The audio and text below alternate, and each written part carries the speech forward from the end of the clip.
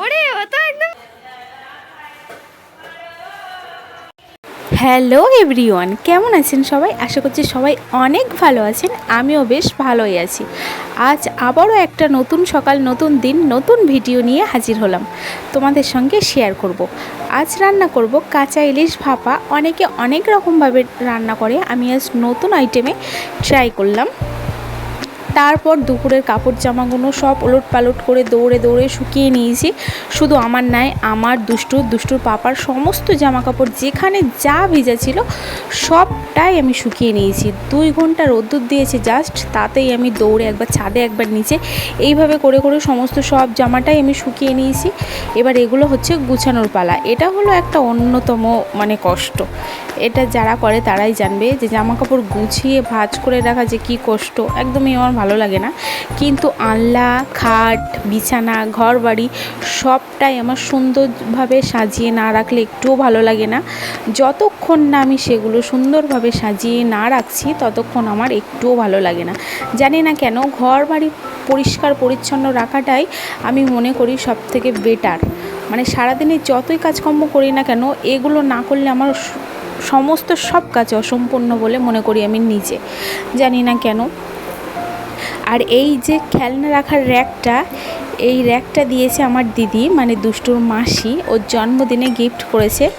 আমিই বলেছিলাম যে অন্য কোনো জিনিস না দিতে, একটা কাজের জিনিস দিতে। তা সত্যি দিদি আমার অনেক কাজের জিনিসই দিয়েছে। জানি আমার এই দিদি এই ভিডিওটা দেখবে, দেখলেও জানতে পারবে।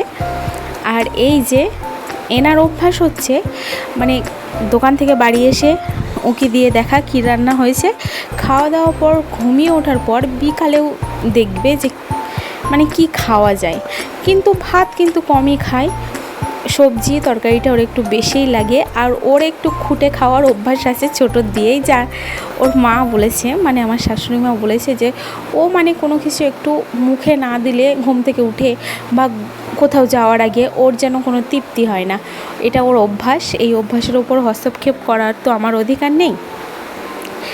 তারপর আমি জামা কাপড়গুলো আবারও দুপুরবেলা দুষ্টু বমি করে দিয়েছে, ও তো এখন ছোট করবেই। সেই জামা কাপড়গুলো ধুয়ে একেবারে বাইরে আর মেললাম না, আমি ঘরের মধ্যেই মেলে দিয়েছি, কারণ সন্ধ্যা হয়ে যাবে। আর এদিকে আমি 1 প্লেট ঘুগনি নিয়েছি। এই ঘুগনির ব্যবসা আমার দেওরই করে। এত সুন্দর টেস্ট ঘুগনিটার, শুধু গিয়ে ও বাজারে উঠতে পারলেই ওর ঘুগনির সেল হয়ে যায়। ও লোকরে খোঁজে না, লোক ওকে খুঁজে নেয় ঘুগনি খাওয়ার জন্য। এত সুন্দর টেস্ট। আর এদিকে রাত 9টা বাজে, এখন ডেলিভারি বয় ফোন করলো যে তোমার পার্সেল নিয়ে যাও। বলো, এসব কি সহ্য করা যায়? বৃষ্টির মধ্যে আমি আর ও চলে গেলাম পার্সেলটা নিতে। অনেকক্ষণ রাস্তায় ওয়েট করার পর অবশেষে আসলো, এসে পার্সেলটা দিল। এখন বলছে টাকা খুচরো নেই। কি ঝামেলা বলো তো। আবারও বাড়ি গেলাম, গিয়ে খুচরো করে আনলাম টাকা। 500 টাকার নোট দিয়েছি, পার্সেলটার দাম ছিল 317 টাকা। 17 টাকাটা খুচরো আনতে বললো, সেটা খুচরো নিয়ে আসলাম। 500 টাকার নোট দিয়েছি, 200 টাকা ব্যাক করলো। আর পার্সেলটা নিয়ে চলে যাচ্ছে ওই কাকিমাদের বাড়িতেই। ও নাছাড়া বান্দা যে কি নিয়েছো আমি দেখব। তাই আমি বললাম চল তাহলে তোদের বাড়ি গিয়েই পার্সেলটা ওপেন করব।